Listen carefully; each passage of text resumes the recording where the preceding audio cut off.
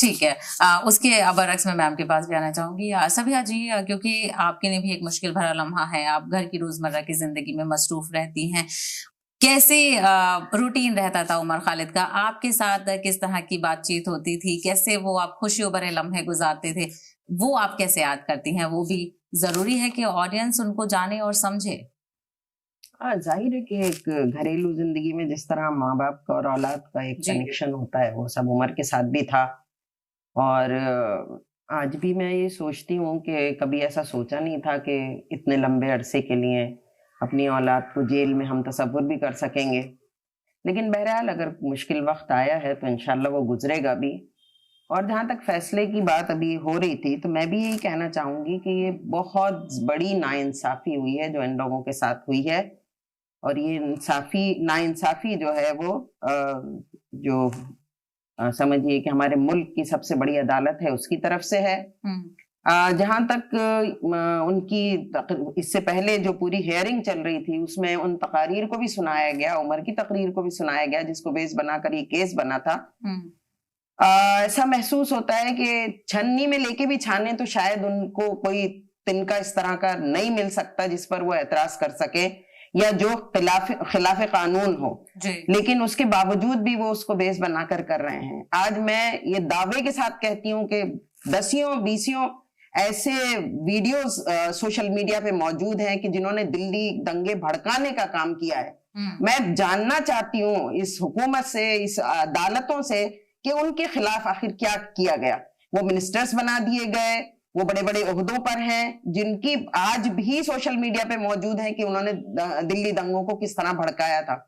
और जहां तक तकारीर की बात है तो हमारे मुल्क में तो बड़े बड़े नेता जो बात करते हैं कि कब्रों से निकाल के रेप कर देंगे, जो बात करते हैं कि सिंदूर और मंगलसूत्र और जो पोलराइज करने का काम करते हैं, जो बात करते हैं कि इस तरह की सारी चीजें मौजूद हैं, तो उनके खिलाफ आखिर क्या कदम उठाया जा रहा है, मैं ये जानना चाहती हूँ। सबिहा जी, एक माँ तो अपने बच्चे के अगले कदम की भी सुगबुगाहट महसूस कर लेती है। उसे एहसास हो जाता है कि मेरा बच्चा परेशान तो नहीं है, या वो किसी मुसीबत में तो फंसने वाला नहीं है, या क्या वो किसी को दुख भी पहुंचा सकता है। जिस तरह के इल्जाम लगे, जिस तरह की बातें हो रही हैं कि यूएपीए के तहत उमर खालिद ने तमाम काम किए हैं, तकरीरों में लोगों को भड़काने की कोशिश की है, एक माँ इन इल्जामों को कैसे देखती है? देखिए, पहली बात तो ये कि उमर की कोई भी तकरीर आप उठा के देख लें, उसमें भड़काने का कहीं दूर दूर तक भी कोई आप मतलब उसको साबित ही नहीं कर सकते। उमर की तमाम तकरीरें बिल्कुल कानून के फ्रेमवर्क में हैं, कोई बात उसने कानून के खिलाफ नहीं कही। हैरानी की बात है, गांधी के देश में गांधी की बात करने वाले को इतनी लंबी सजा दी जा रही है, जेल में रखा जा रहा है। जिस तकरीर को उन्होंने बुनियाद बनाया वो तो वही तकरीर है जिसमें उमर नफरत के खिलाफ मोहब्बत की बात कर रहा है, डंडे के खिलाफ झंडा उठाने की बात कर रहा है, गोली के खिलाफ वो कानून की बात कर रहा है। उसमें जो है इस तरह की और उसकी और भी तमाम तकारीर अगर कोई उठा के देखे, कोई पेश करे सबूत के तौर पे कि वो भड़काने का काम कर रहा है, कहीं भी नहीं। कहना, इल्जाम लगाना एक अलग बात है, लेकिन साबित करना एक अलग बात है।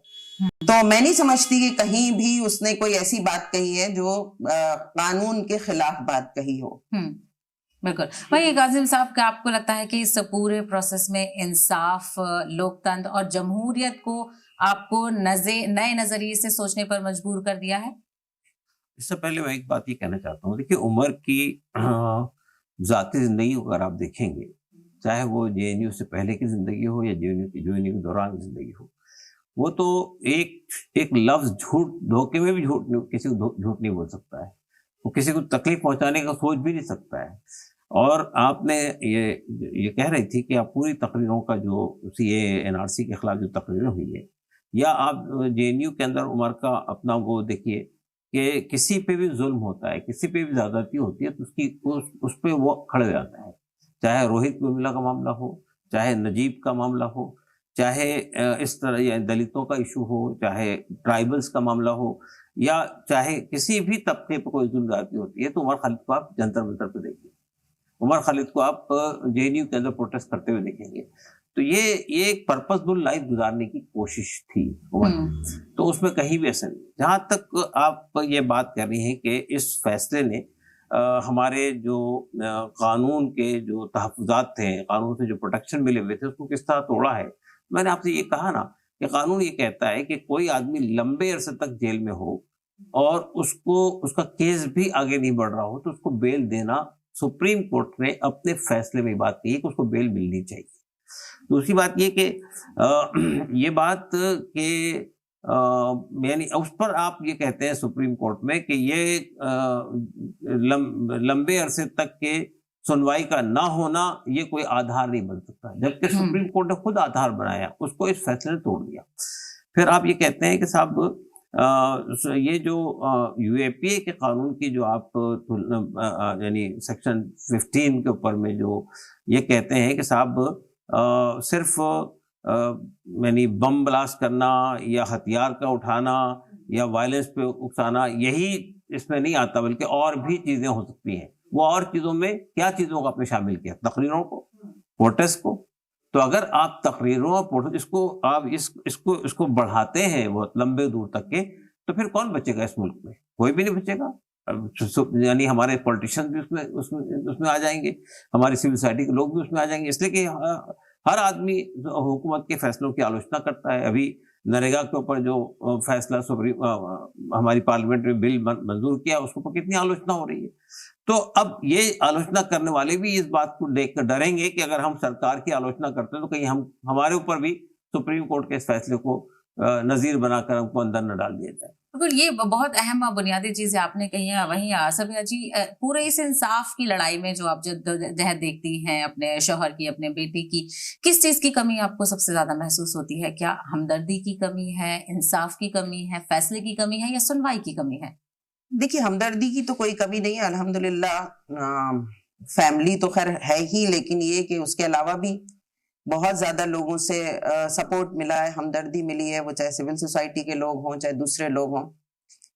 लेकिन जो लोग जमहूरियत की बात करते हैं, मैं ये कहना चाहती हूँ, जो कहते हैं कि इंडिया जो है वो मदर ऑफ डेमोक्रेसी है, जो कहते हैं कि सेकेंड लार्जेस्ट डेमोक्रेसी इंडिया की है, मैं ख्याल से उनको अब ये टाइटल हटा देने चाहिए। खुल के बोलना चाहिए कि ये फाशिस्ट हुकूमत है और यहाँ पर जो है वो जमहूरियत का कोई वो बचा ही नहीं है। अगर जमहूरियत है तो सभी के लिए बराबर कानून, सभी के लिए बराबर फैसले, सभी के लिए बराबरी की बात होनी चाहिए। जमहूरियत तो यही सिखाती है ना, जमहूरियत में तो ये होना चाहिए। लेकिन हम ये देखते हैं कि एक खास तबके के लिए और कुछ लोगों के लिए जो कि हुकूमत के खिलाफ आवाज उठा रहे हैं, सवाल कर रहे हैं, तो डेमोक्रेसी तो इसका हक देती है ना। डेमोक्रेसी में तो ये चीज है कि आप जो डिसेंट का वो है, तो आप उसी को जब खत्म कर देंगे तो फिर काहे की डेमोक्रेसी बची।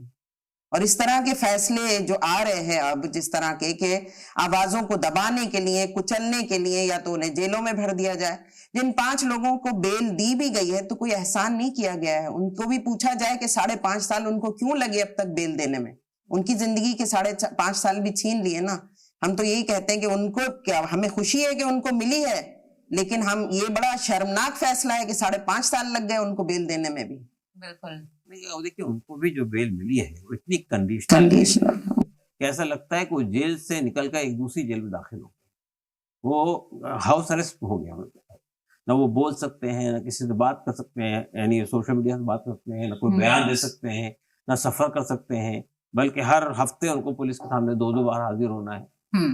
तो ये जो कंडीशन लगाई गई है, ऐसा लग रहा है कि बहुत बड़े टेररिस्ट थे जिनको बेल दिया। शायद यही वजह है कि उमर ने वो सोशल मीडिया पर भी उनका ख्यालात का इजहार किया था कि अब यही जिंदगी है। लेकिन एक और चीज मैं आपसे जानना चाहूंगी सईद साहब कि उमर कैसे हैं इस वक्त, वो किन ख्यालात का इजहार करते हैं, और जो हिम्मत आपके अंदर है वो काबिल तारीफ है। आप दोनों की सताइश की जानी चाहिए, बहुत जज्बा है। आप उमर को कैसे हिम्मत देते हैं? देखिए, असल में उमर को अगर आप देखेंगे तो उमर की में यही खास बात है, बल्कि वो हमको आज भी उनसे वीडियो कॉन्फ्रेंस हुई, बात हुई है, तो वो कह रहा था कि आप लोग घबराइए मत, मैं बिल्कुल ठीक हूँ, परेशान होने की जरूरत नहीं, 1 साल और काट लेंगे, देखा जाएगा। तो ये जो हम तो ये समझ रहे थे कि हम उसको हिम्मत देंगे, वो तो उल्टा हमको हिम्मत देता है। तो मतलब ये कि उमर की जिंदगी के अंदर आप कोई डर, कोई खौफ, कोई यानी परेशानी, कोई ठीक है, फितरी चीजें इंसान के अंदर होती है, कुछ चीजों में मुतासर हो जाता है वक्ती तौर पर आदमी, लेकिन वो सब्र के साथ, हिम्मत के साथ में डटा हुआ है।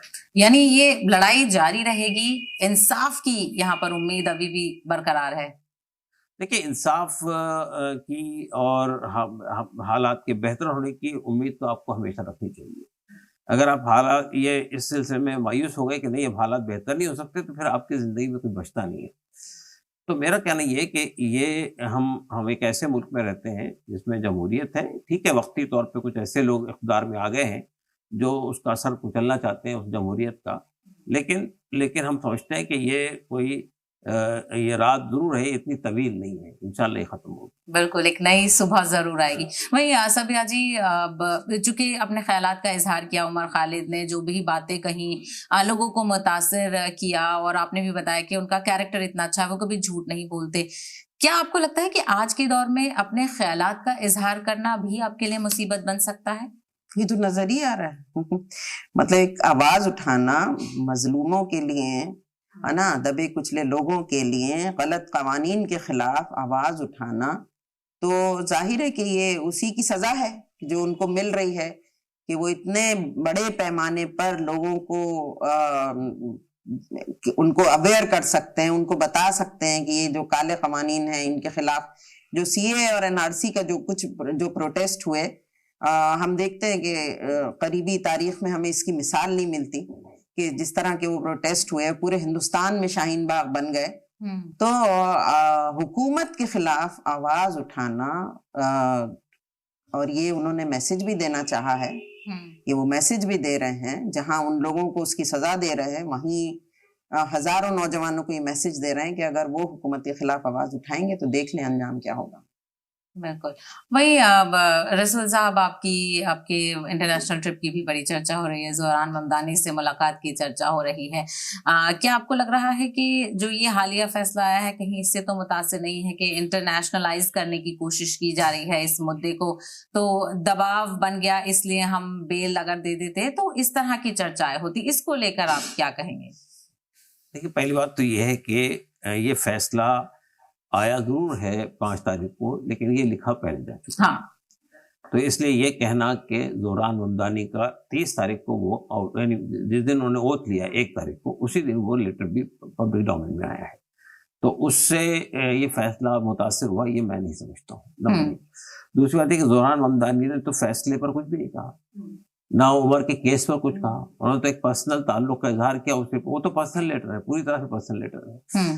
तो एक बात तो ये है। दूसरी बात है कि हाँ, जो कांग्रेसमैन ने वहाँ के अमेरिका के कांग्रेस 6 कांग्रेसमैन और 2 सेनेटर ने जो खत लिखा है इंडियन एम्बेसडर को, वो खत में भी कोई ऐसी बात नहीं है। उसमें सिर्फ ये कहा कि भाई आप इंटरनेशनल कानून की पासदारी करें, और इनके केस में भी वही आर्टिस्टिक अप्लाई होनी चाहिए जो आपके दस्तूर में है, तो उसमें भी कोई ऐसी बात नहीं थी। तो लेकिन मैं ये समझता हूँ कि ऐसा नहीं है। दूसरी बात ये देखिए, आज से 2 साल पहले, 2-3 साल पहले नोम चॉम्स्की और दुनिया के बड़े एकेडमिशियन ने भी उमर के सिलसिले में आवाज उठाई थी, एक खत लिखा था। तो आज कितना ही वो इंटरनेशनलाइज हुआ, पहले ही इंटरनेशनलाइज हुआ। हम जब अमेरिका गए थे, हर जगह लोग हमसे पूछते थे उमर खालिद कैसे हैं, तो हर आदमी जानता था। तो ये आज देखिए, हमारी दुनिया जो है ना, वो एक ग्लोबल विलेज बन गई है। तो कोई भी घटना कहीं भी होती है, उसकी गूंज पूरी दुनिया में सुनाई देती है। हम सोचते हैं कि अब ये कोई नई अनोखी बात नहीं है, आवाजें उठती है दुनिया में, वैसे ही आवाजें सुनती उठती है। और आपने भी बहुत काम किया है कई मसलों को लेकर, आप भी एक्टिविज्म में भी काफी एक्टिव रहे हैं। आज के हालात को लेकर आप क्या कहेंगे कि क्या अगर पहले ऐसा हुआ होता, उमर खालिद ने आवाज उठाई होती, आज जिस तरह से वो अपने ख्यालात की वजह से जो जद्दोजहद झेल रहे हैं, कितना फर्क आप महसूस करते हैं आपके दौर में और उमर खालिद के दौर में? देखिए, हम महसूस ये कर रहे हैं कि अब तो सूरत हाल ये हो गई है कि हम समझते हैं कि हम एक अनडिक्लेयर्ड इमरजेंसी के दौर से गुजर रहे हैं। इसमें हुकूमत के किसी फैसले की आलोचना करना, हुकूमत के किसी फैसले को हुकूमत को आंख दिखाना, हुकूमत से बात करना, ऐसा लगता है कि हम एक मोनार्की के दौर में आ गए हैं कि बादशाह के वक्त के खिलाफ आवाज उठा सकते हैं आप, अगर उठाएंगे तो ये आपके साथ में होगा। ये सूरत हाल, ये वो देश नहीं है जिसकी कल्पना हमारे फ्रीडम फाइटर्स ने की थी। जो हमारे देश के जो 10 कॉन्स्टिट्यूशन के फ्रेमर्स थे, उन्होंने जो कॉन्स्टिट्यूशन बनाया था, उन्होंने एक ऐसे आइडिया ऑफ इंडिया का तस्वीर दिया था जिसमें डिग्निटी होगी, जिसमें आर्टिकल 21 लागू होगा, यानी लिबर्टी मिलेगी आपको, आपको बोलने की आज़ादी होगी, लिखने की आज़ादी होगी, करने की आज़ादी होगी, हुकूमत के फैसलों को चैलेंज करने की आज़ादी होगी।